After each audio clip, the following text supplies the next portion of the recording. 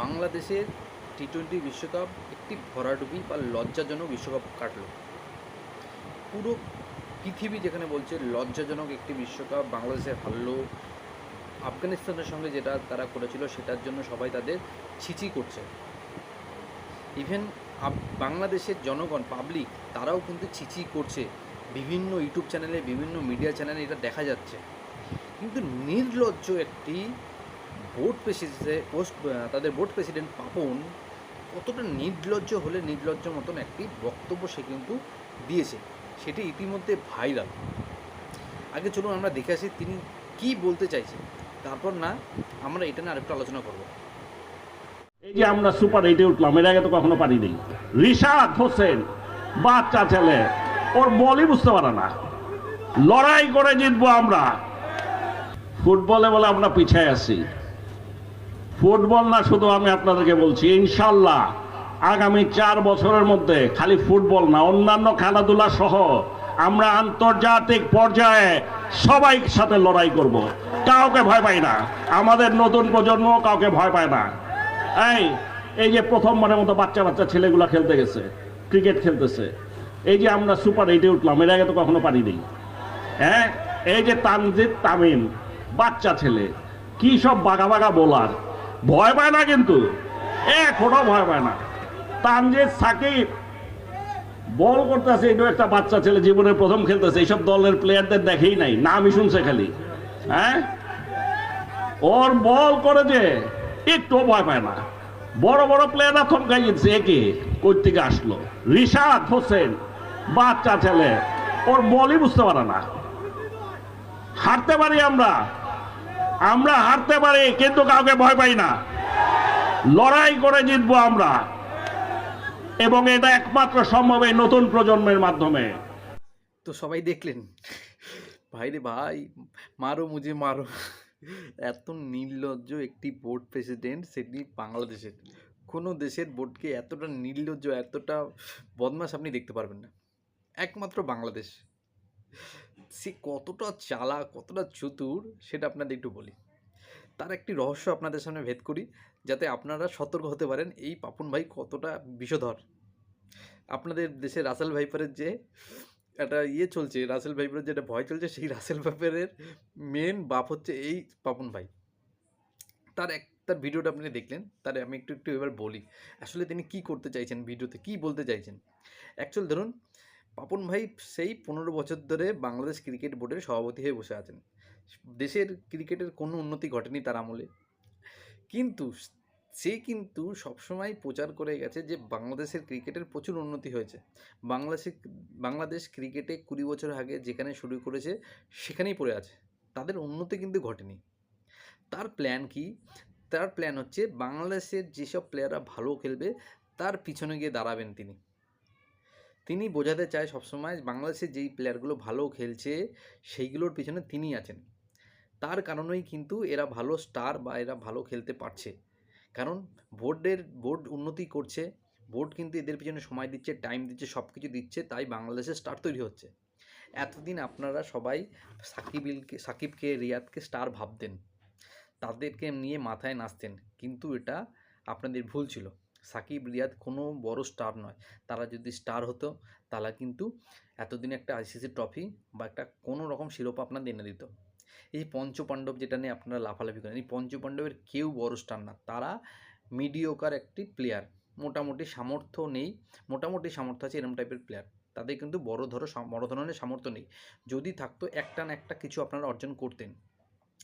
কিন্তু পাপন ভাইকে জিজ্ঞেস করবেন, পাপন ভাই সবসময় মিডিয়ার সামনে স্টেটমেন্ট দেবে আমাদের কাছে বিশ্বসেরা অলরাউন্ডার আছে, কারণ আমরা ক্রিকেটে অনেক উন্নতি করেছি, আমাদের বোর্ডের অনেক উন্নতি করেছি। এদের উন্নতির পিছনে বাংলাদেশের বোর্ডের মেন হাত। সাকিবের মতন বিশ্বসেরা অলরাউন্ডার, মোহাম্মদুল্লাহ রিয়াদের মতন বিশ্বসেরা ফিনিশার, মুশফিকুর রহিমের মতন ডিপেন্ডেবল, আপনি শুধু নামগুলো শুনুন, শুধু নামগুলো বলছি। তারপর হচ্ছে আরেকজন কি বাদে তামিম ইকবালের মতন বিশ্বসেরা ওপেনার। এইগুলো হচ্ছে তার স্টেটমেন্ট। এদের পিছনে কিন্তু 10-15 বছর এদের পিছনে দাঁড়িয়ে গেছেন, আর এদের পিছনে আড়ালে কিন্তু নিজেকে সেভ করে গেছে। সে কিন্তু বাংলাদেশ ক্রিকেটের উন্নতি ঘটাতে পারেনি, সেটা তিনি জানেন, কিন্তু তিনি এমন স্টেটমেন্ট বা এমন টাইপের কথাগুলো মিডিয়ার সামনে সবসময় বলতো যেগুলো বাংলাদেশিরা শুনতে চায়। বাংলাদেশিরা কী শুনতে চায়? বাংলাদেশিরা শুনতে চায় যে বাংলাদেশের কাছে এখন বিশ্বসেরা অলরাউন্ডার আছে সাকিব আল হাসান, এটা আপনারা শুনতে চান। আর এটাই পাপন ভাইও বলে। আপনারা শুনতে চান রিয়াদ বিশ্বসেরা ফিনিশার, পাপন ভাই কিন্তু এতদিন সেইগুলোই বলে আসছে। আমাদের কাছে এরম ধরনের প্লেয়ার আছে, যদি না এরা কিছু না করতে পারে আমরা কি করব? সাকিবের মতন প্লেয়ার যদি ম্যাচ জেতাতে না পারে, রিয়াদের মতন প্লেয়ার যদি ক্রাঞ্চ মুভমেন্টে গিয়ে ম্যাচ জেতাতে না পারে, সেটা ব্যাড লাক। আর আপনারা ভাবেন সত্যি সত্যি ব্যাড লাক, এদের মতো বড় বড় স্টার আছে তাও আমরা জিততে পারছি না, আমাদের এটা ব্যাড লাক। আপনাদের ব্যাড লাক না, এদের সামর্থ্য নেই। এদের নিয়ে মার্কেটিং করা হয়েছে, এদের নিয়ে বোর্ড সভাপতি বা এদের নিয়ে বাংলাদেশ বোর্ড মার্কেটিং করেছে এদের নিয়ে। এদের কিন্তু বড় করে দেখানো হয়েছে, যতটা তিনি না। কারণ এদের বড় করে না দেখালে পাপন ভাইয়ের অর্জনটা কি, আপনি কি বলবেন? পাপন ভাই তো কোনো আইসিসি ট্রফি বাংলাদেশকে নিতে পারেনি, বা আইসিসি বা দেশের ক্রিকেটে কোনো রকম উন্নতি ঘটাতে পারেনি। তাহলে তিনি কি করেছেন? তিনি বোঝাতে চাইছেন এই যে প্রোডাক্ট, তার আমলে এইসব ক্রিকেটার এসছে, সাকিব, তামিম, রিয়াদ, মুশফিকুর, এরা হচ্ছে তার আমলে আসা। তারা সে ছিল, বোর্ডে ছিল বলেই এই প্লেয়ারগুলো গ্রুম করে বড় হয়েছে। অ্যাকচুয়ালি এরা বড় হয়নি, এরা ছোটই আছে। এদের কোনো অর্জন নেই, বিশ্ব ক্রিকেটে এদের কোনো অর্জন নেই। এরা ছোট ছোট দলগুলোর সঙ্গে খেলে পারফরমেন্স করেছে, এদের সঙ্গে যত রেকর্ড ছোট দলগুলোর সাথে। ছোট দলগুলোকে বারবার বাংলাদেশে ইচ্ছা করে ডাকা হয় যাতে তাদের রেকর্ডটা বড় হোক, তারা যাতে পারফর্ম করতে পারে বা বাংলাদেশ যাতে ম্যাচ জিততে পারে। বাংলাদেশ যখন বড় দলকে হারিয়েছে তখন কোথায় হারিয়েছে আপনি গিয়ে দেখুন, নিজের দেশের মাটিতে বা মিরপুরের মাটিতে। সেই মিরপুরের পিচটা এমন করে বানানো হতো, সেটা বাংলাদেশের প্লেয়ার ছাড়া কেউ খেলতে পারে না ভাই। মিরপুরের পিচে যখনই খেলা হয় দুটো দলের মধ্যে 50-50 হয়ে, যত বড়ই দলই আসুক 50-50, কেন পিচটা এমনভাবে তৈরি হয় যেখানে বিদেশি প্লেয়ারদের কোনো সুযোগ থাকে না। সেই পিচে কিন্তু বাংলাদেশের যত সব রেকর্ড। তো এতদিন পাপন ভাই কী করেছে? এদের পিছনে লুকিয়েছে। এবার দেখুন বাংলাদেশের পাবলিক যখন এদের উপর খেপে গেছে, রিয়াদের উপর, তামিমের উপর বা সাকিবের উপর খেপে রয়েছে, এদের আর সমর্থন করছে না, এদের সহ্য করতে পারছে না, তখন পাপন ভাইয়ের স্টেটমেন্ট পুরো চেঞ্জ। পাপন ভাই কি বলতে চাইছে সেই ভিডিওটা আপনারা দেখুন। পাপন ভাই বলছে যে আমাদের নতুন প্রজন্ম, রিশাদ, তানজিম সাকিব, তহিক হৃদয়, এরা হচ্ছে আমরা নতুন প্রজন্ম, এরা কাউকে ভয় পায় না, আগামী স্টার এরা। এইবার পাপন ভাই এদের পিছনে গেলে খাবেন, দেখবেন এখন আপনি ভিডিওতে দেখবেন না কোনো ভিডিওতে পাপন ভাই সাকিব, রিয়াদ এদের কথা বলছে। এদের কথা বললে পাপন ভাই মার খাবে, পাপন ভাইয়ের গায়ে জুতো ছোড়া হবে। পাপন ভাই কিন্তু ওদের পিছনে আর লুকাচ্ছে না, ওদের পিছনে 10 বছর 12 বছর লুকিয়েছে, এইবার এদের ধরেছে। এখন দেখবেন যে কোনো ভিডিওতে গিয়ে দেখবেন তানজিম সাকিব, রিশাদ, তহিক হৃদয় এদের নিয়ে কথা হবে। পাপন ভাই সবসময় দেখাতে চাইবে এবার যে এই যে প্রোডাক্ট, এই তহিক হৃদয়, সাকিব, এগুলো হচ্ছে বাংলাদেশের প্রোডাক্ট।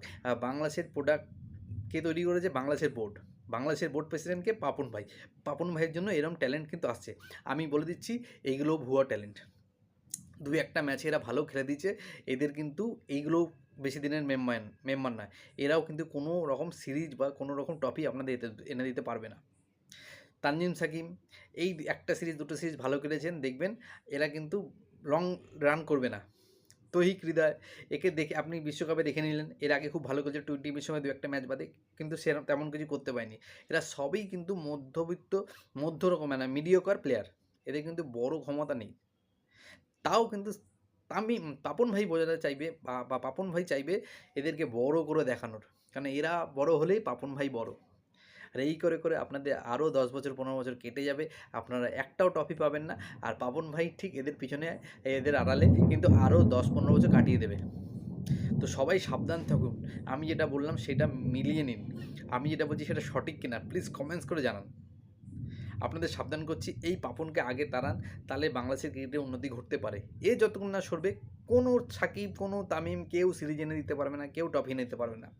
এ কিন্তু ক্রিকেটের উন্নতি করতে আসেনি, এ পলিটিশিয়ান, এ পলিটিক্স করতে ভালো জানে, কী বলতে হবে মিডিয়ার সামনে তিনি সব জানে, কীভাবে মানুষকে বা মানুষের সামনে ভালো ইমেজ তৈরি করতে হবে তিনি সব জানেন।